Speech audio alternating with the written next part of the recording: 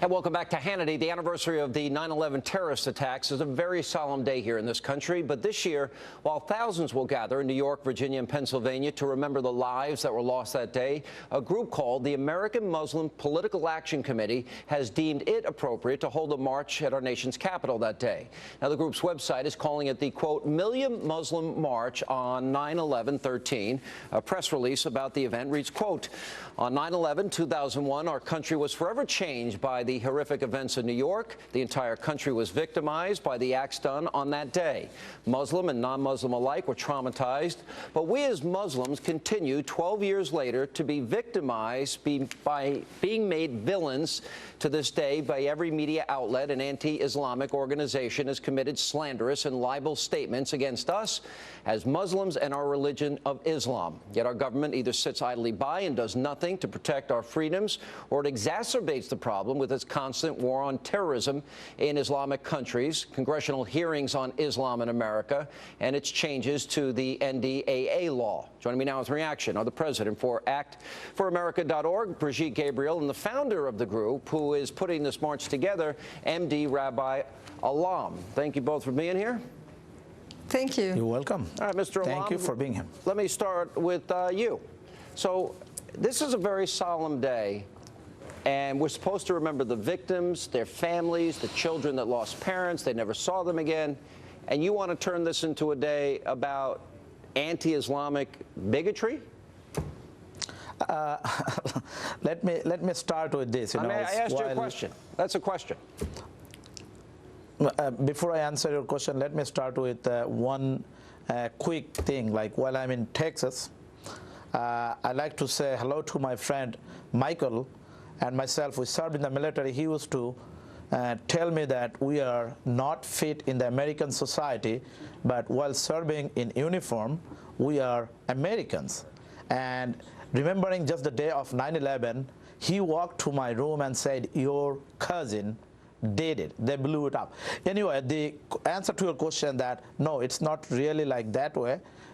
Let's move on and see how we can find out what's plan we have. Okay, so here are the victims. I'll ask the question again. This is a day to remember them and their families. They will never see their parents again. They'll never see their loved ones again. And you want to make this day, of all days, radical Islamists were responsible for this attack. You want to make this a day about bigotry against Muslims. No, not really. We are standing this day to show American that we Muslim, we denounce terrorism, and we want to stand with the solidarity denouncing that heroic effect. That's not what your statement says at all. That's done by Muslim. Your statement doesn't. Yes, Brigitte, that statement doesn't say that, does it? No, that statement doesn't say that at all. That statement is crying victimhood. We are the victims. That's exactly what they're trying to do. And what is amazing, Sean, is for all the terrorist attacks against the United States. I mean, here just last week we were dealing with the Nidal Hassan trial, who shot his fellow soldiers at Fort Hood.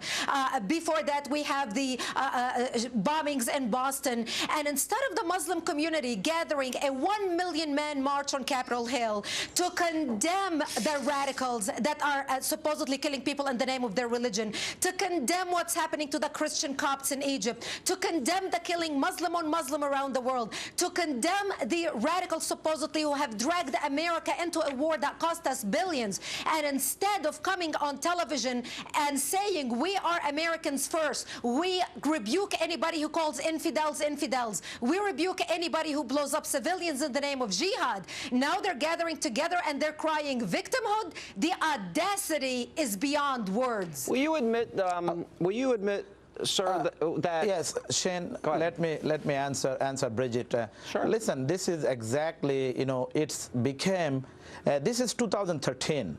And if you look at the event, what we put there, exactly the day of 9/11, we Muslim become villainized and victimized. And it's not us and them, it's we as American. And I myself, I served this country, and past 12 years, every single place look like I walked, feel like I am one of that 19 who not job blow up that World Trade Center. I lost my friend. Who did this? Radical Muslims did this, sir. You agree with that, exactly. right? Okay, exactly. So here's the point. If you take, hasn't America bent over backwards to distinguish between Islam and radical Islamists? If anything, I think this country's bent over backwards and then some to make that distinction.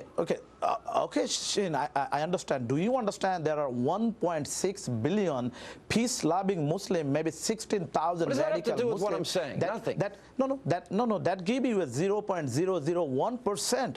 All right, so let me ask you this. Muslim, do you agree that Hezbollah is a terrorist group and Hamas is a terrorist group? I'm asking. What to do with Hezbollah and Hamas? I just asked you. Do you think they're I asked you a question. Do you think they're terrorist groups?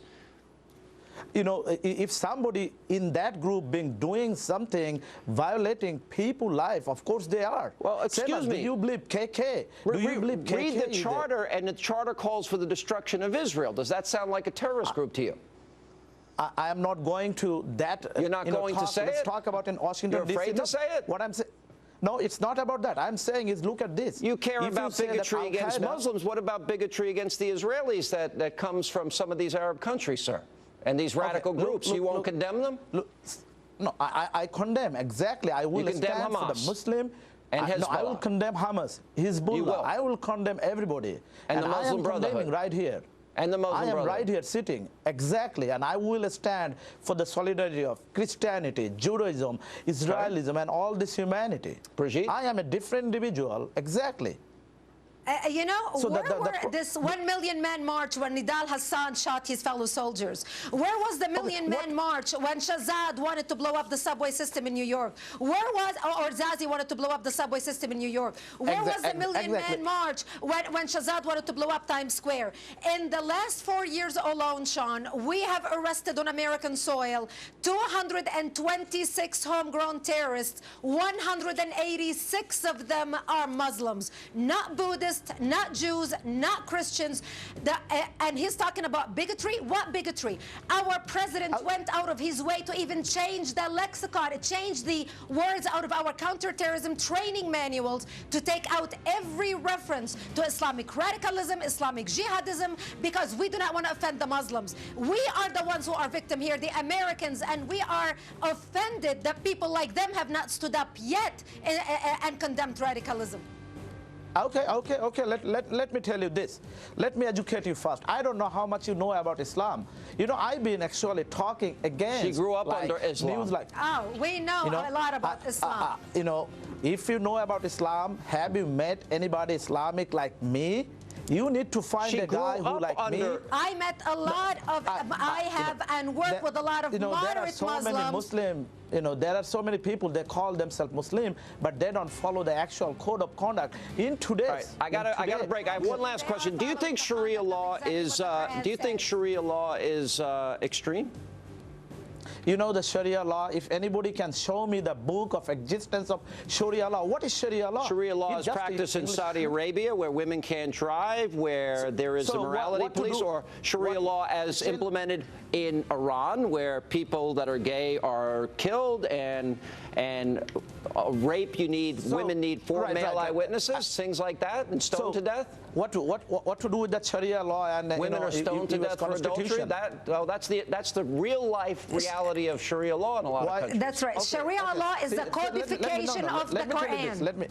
Let me tell you this. When we are talking about the political platform, the Islamic, like what we were talking about here, to denouncing the terrorism, we want to denounce the violence. You know, let's not forget that Osama bin Laden, we got to go.